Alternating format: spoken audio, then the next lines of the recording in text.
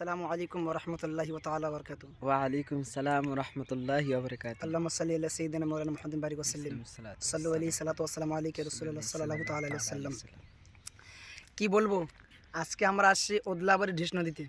জি মানে এখানে যে এসে শান্তিটা পাচ্ছি, মানে বাড়িতে বাড়িতে থাকলে মাদ্রাসা থাকলে যেমন শান্তিটা লাগে না, না তার থেকে একটা জায়গা ঘুরতে আসি, এখানে এসে অনেক শান্তি, অনেক শান্তি লাগতেছে মনে।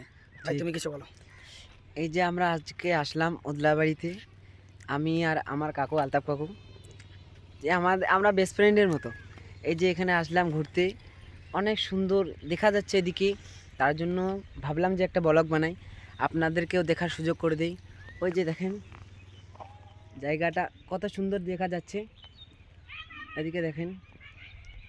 আল্লাহর তারিফ আমরা কিন্তু শেষ করতে পারবো না, এত সুন্দর জায়গা যে আমাদের মনটা ভরে যাচ্ছে।